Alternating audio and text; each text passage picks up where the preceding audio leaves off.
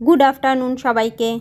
আজকে তোমাদের সাথে শেয়ার করব চটজলদি মাছের মাথা দিয়ে মুগের ডাল আমি কি করে রান্না করি, জাস্ট সেই পদ্ধতিটা।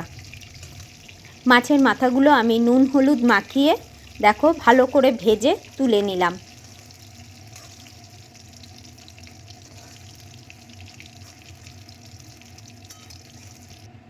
এবার ওই তেলের মধ্যেই আমি ফোড়ন দেব জিরে, শুকনো লঙ্কা আর তেজপাতা।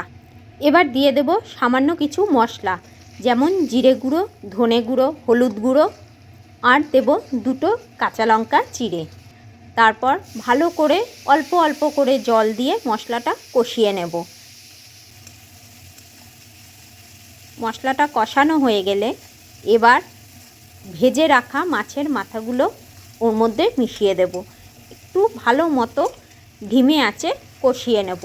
তার জন্য মাঝে মাঝে অল্প অল্প করে জল দেব।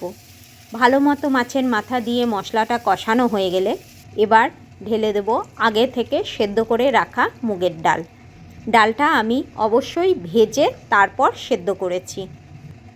তোমরা সবাই মাছের মাথা দিয়ে মুগের ডাল রান্না করো, এক একজন এক এক পদ্ধতিতে রান্না করো।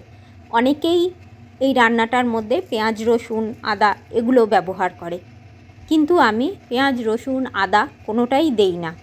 খুব সামান্য মশলা দিয়ে রান্নাটা করি। আসল কথা হলো মাছের মাথা দিয়ে মুগের ডাল রান্নাটা আমাদের বাড়িতে প্রায়ই হয়, সেই জন্যই আমি খুব কম মশলায় খুব সিম্পলভাবে রান্নাটা করতে পছন্দ করি। এবার দিয়েছি স্বাদমতো নুন আর অল্প চিনি। চিনিটা আমি মোটামুটি সব রান্নাতেই অল্প একটু দিয়ে থাকি, তাই এখানেও দিলাম। ডালটা যখন এবার খুব ভালো মতো ফুটে উঠবে তখন দেব গরম মশলা গুঁড়ো। সবটা ভালো করে মিশিয়ে নিয়ে জাস্ট মিনিট খানেক ফুটিয়ে নিয়ে গ্যাস বন্ধ করে ঢাকা দিয়ে রেখে দেব মিনিট 2 থেকে 3।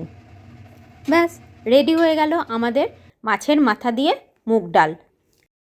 তাহলে আজকের খুব সিম্পলভাবে মাছের মাথা দিয়ে মুগের ডাল রান্নাটা তোমাদের কেমন লাগলো অবশ্যই একটা লাইক কমেন্টস করে জানিয়ে যেও।